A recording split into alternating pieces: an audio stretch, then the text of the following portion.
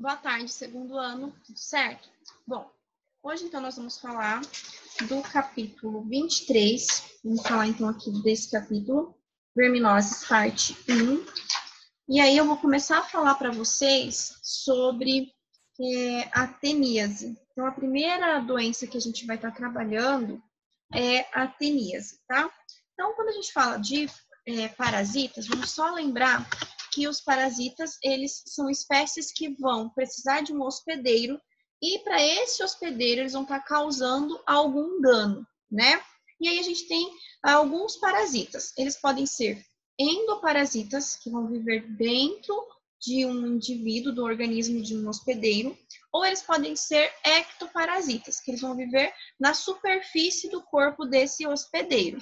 Os endoparasitas, a gente tem os vermes, que são os representantes mais comuns aí que a gente está falando. Os protozoários, que a gente já trabalhou anteriormente também. E os ectoparasitas, os carrapatos, os piolhos, são exemplos bem clássicos desse aí, tá? Bom, o que a gente tem que saber também? Algumas nomenclaturas, tá? Agente etiológico. O que é o agente etiológico? É o que causa a doença. É quando ele tem a capacidade, então, de penetrar e provocar algum dano no hospedeiro, tá? E aí a gente tem dois tipos de penetração. Penetração ativa e a penetração passiva, tá? Então, quando ele tem a capacidade de entrar no organismo por si só, a gente fala que ele faz uma penetração ativa. Quando ele tiver que ser introduzido no hospedeiro, quando ele precisar de ajuda de um vetor para introduzi-lo no seu hospedeiro, aí a gente tem a penetração passiva.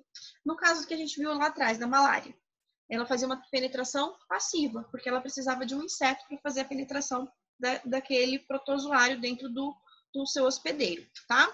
E aí, quanto ao ciclo de vida, né? Nós temos ciclos de vidas que são monoxênicos, que vai ter só um hospedeiro, e temos ciclos de vida que vai ser heteroxênicos, que vai ter 2 hospedeiros. Quando a gente tem 2 hospedeiros, um a gente chama de hospedeiro definitivo e o outro a gente chama de hospedeiro intermediário.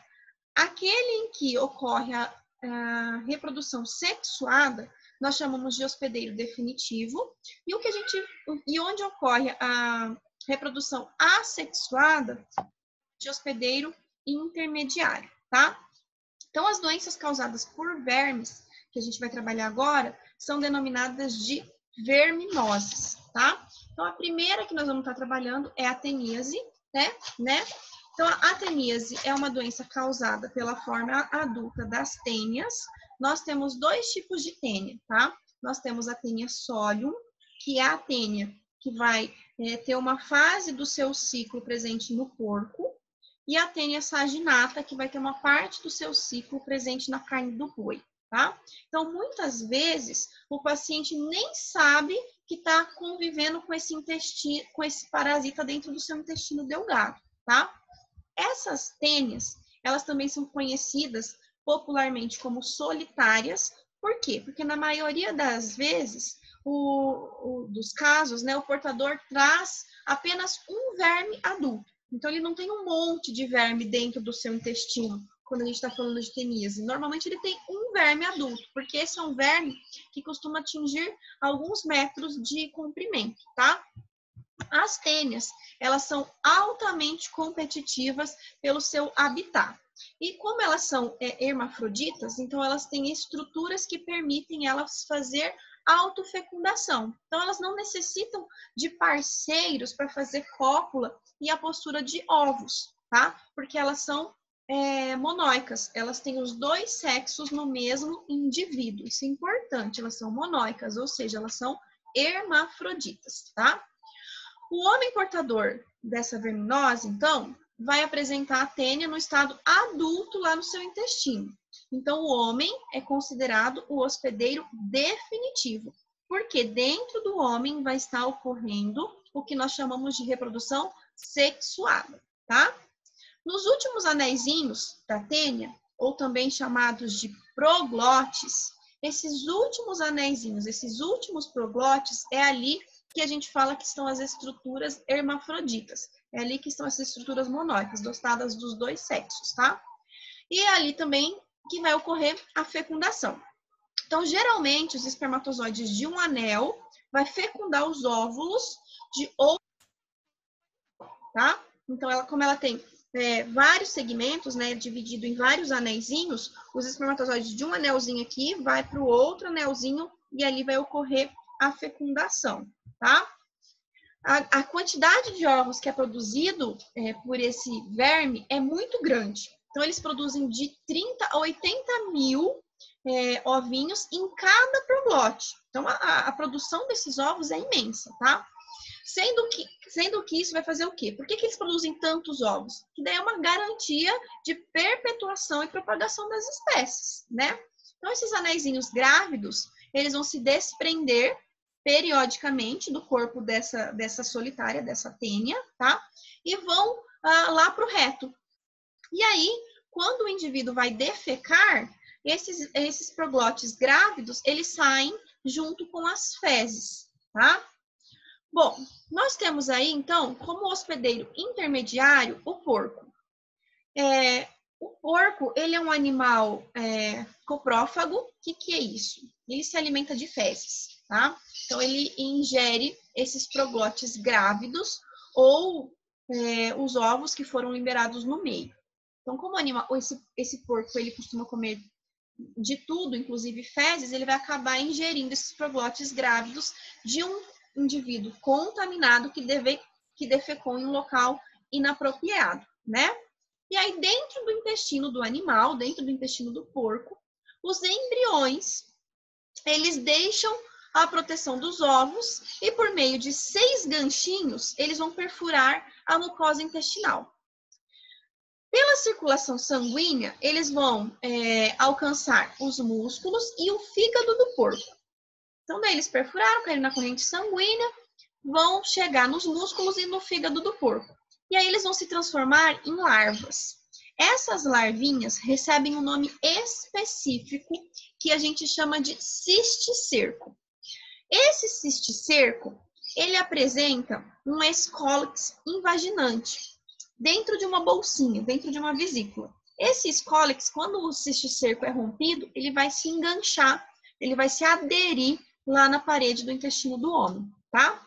Bom, então, lá no porco, agora tem um monte de cisticercozinhos prontos, né? E aí o homem se alimenta de carne suína, crua ou mal cozida, que contenha estes cisticercos.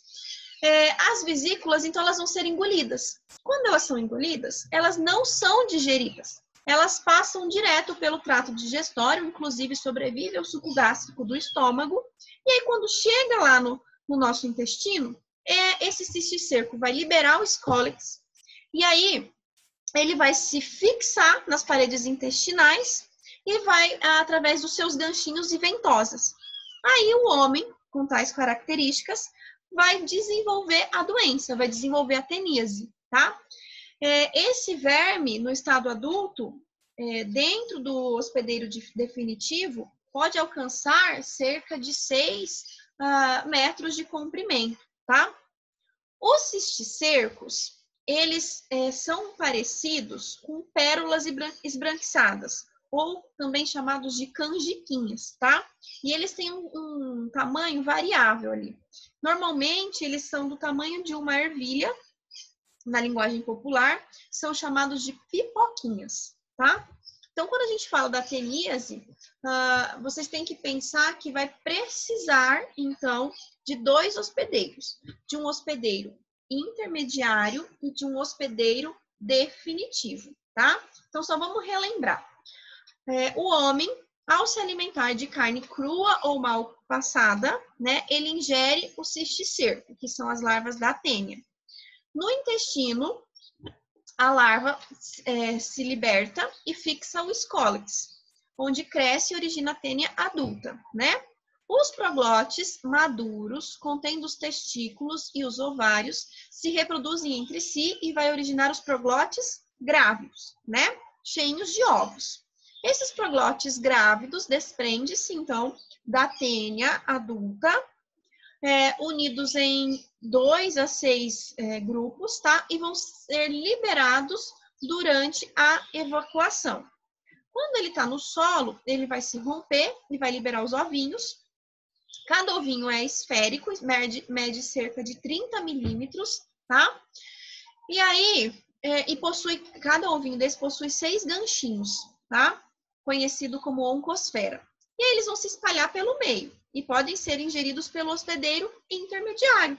Aí lá no intestino do animal, do hospedeiro intermediário, os ovinhos vão penetrar no revestimento intestinal e vão cair na corrente sanguínea. E aí vai atingir a musculatura sublingual, o diafragma, o sistema nervoso e o coração. Cada ovo se transforma em uma larva, que é uma teninha em miniatura, que a gente chama de cisticerco, né? Cujo tamanho lembra um grão de canjica. Lembra que eu falei que é conhecido como canjiquinha. Aí essa larva contém o escólex e um curto pescocinho, tá? Tudo envolto aí por uma vesícula protetora, por uma bolsinha de proteção. E aí, por autoinfestação, os ovinhos passam para a corrente sanguínea, se desenvolvem os cisticercos das larvas no tecido humano, causando a doença dentro do nosso intestino. Se o indivíduo ingerir o ovo, ao invés de ingerir a larva, ele não vai desenvolver teníase. Se o indivíduo ingerir o ovo, quando seria o lugar do porco ingerir o ovo, ele vai desenvolver cisticercose, tá? Então, quando o cisticerco ele vai se desenvolver no ser humano, ele torna-se uma doença fatal, tá? Então, vamos só fazer a diferença. Se o indivíduo ingerir as larvas que está presente na carne do boi ou do porco, tá? Ele vai desenvolver teníase. O verme adulto vai crescer no seu intestino. Mas se ele ingerir os ovos, tá? Da Taenia solium, só da Taenia solium, porque a Taenia saginata não provoca cisticercose, dentro do organismo dele vai se desenvolver a cisticercose, que ao invés de produzir o verme adulto, vai gerar a larva. E aí a larva provoca danos muito graves dentro do organismo humano, tá? Principalmente se essa larva for parasitar o cérebro, ok? Bom, só para continuar, então, vamos falar dos sintomas. Muitas vezes é uma doença assintomática. A gente nem percebe essa doença. Porém, ela pode surgir alguns transtornos alimentares, como alterações no apetite, a pessoa começa a ter fome intensa ou ausência nenhuma de fome, tá? Pode ter enjoos, náuseas, até vômito, pode ter diarreia frequente, perturbações nervosas, irritação, fadiga, insônia. Isso quando a gente está falando da tênia, tá? Por quê? Se a gente estivesse falando de cisticercose, a cisticercose, quando principalmente ela vai estar no seu sistema nervoso, aí ela vai provocar danos maiores, como convulsões, problemas neurológicos graves, tá? E como que a gente trata essa doença? Primeiro, não tem um tratamento melhor do que a educação sanitária, né? Outra coisa, não tem algo melhor do que cozinhar muito bem as carnes e também a fiscalização, né? De onde vêm os produtos derivados do porco, principalmente, como linguiça, salame, enfim. E depois que você contraiu, a única maneira de tratar é tomando um vermifugo, né? Então, toma o mebendazol, o albendazol, enfim. Isso vai fazer com que o verme ele se desintegre dentro do seu organismo e morra, tá? Não é assim que funciona o tratamento desses indivíduos. Tranquilo? Bom, então isso é o que eu tinha para falar para vocês sobre teníase e cisticercose. Só para lembrar, a cisticercose só é provocada pela Taenia solium, não é provocada pela Taenia saginata, tá? Taenia solium é que vai ter o hospedeiro intermediário, o porco, ok? Bom, a próxima doença que a gente vai estar vendo é a esquistossomose, tá?